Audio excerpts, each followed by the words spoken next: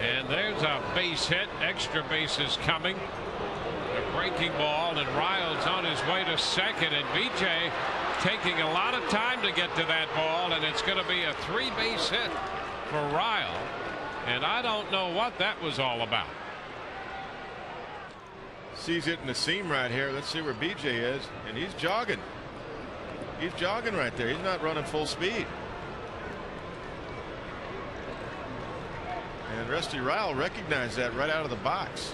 Well, when the Rays came back off the field after the top half of the 5th inning, Longoria took exception to B.J. Upton's lack of effort in center field. And you can't blame Longoria for that. Listen, I would rather see teammates get on teammates for talking about what you and I just talked about, because it looked like B.J. was jogging after that ball in the gap. And that's what. Well, in the last half inning, apparently there was a disagreement in the Tigers dugout. McCann and Iglesias got into it a little bit, and Castellanos had to take Iglesias out of there, who fired his glove at McCann. Yeah, don't know exactly what was going on down there. Obviously there was something related to the defensive end of last half inning, but we don't know for sure. It's outside. Now it goes to 3-1 on Victor. And you're bound to have a few of these during the course of the season. And Anthony Gose now trying to make sure he calms down here. Mistaking and then got pulled early, so a very frustrating game for him. And everything Fernandez has. Oh, goodness. And swinging at a lot of it.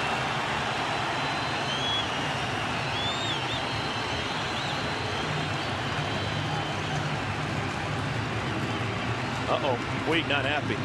Well, he wasn't happy about the second call.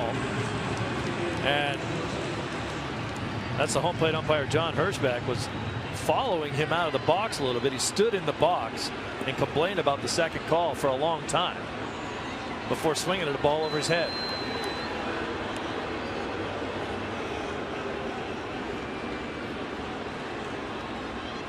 Now, there's a lot of guys in the Dodger dugout trying to find a way to control Puig.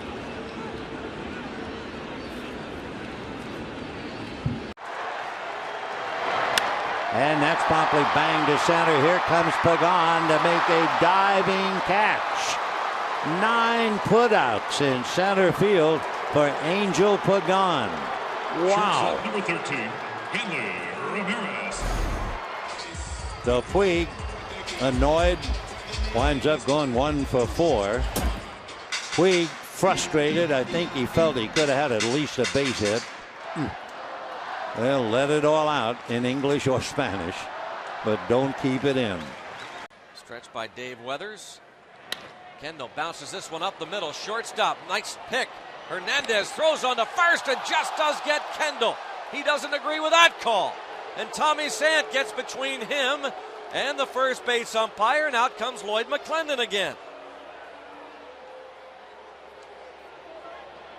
Jose Hernandez moving far to his left, behind second, and now Lloyd McClendon has been tossed, and McClendon turns and fires his baseball cap.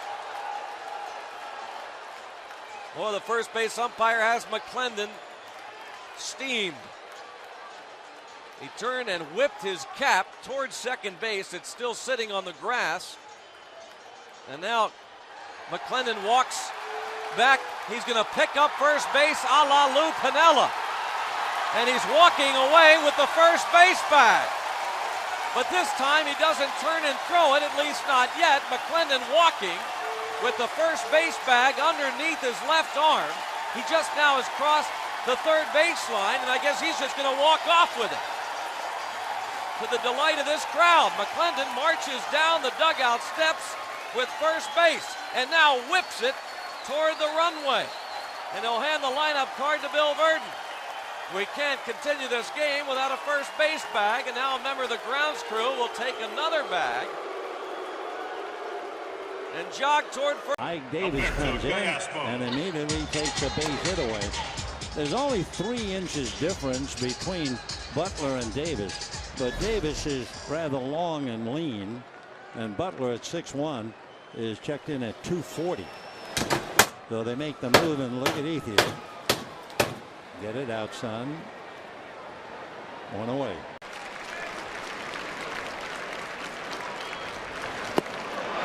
Good pitch. Kohler, that spiked curve that he just digs in with the index finger, snaps it off. Yeah, that was the pitch I was talking about. He's made some good pitches with that particular. Look at he spikes it, drops it down and in.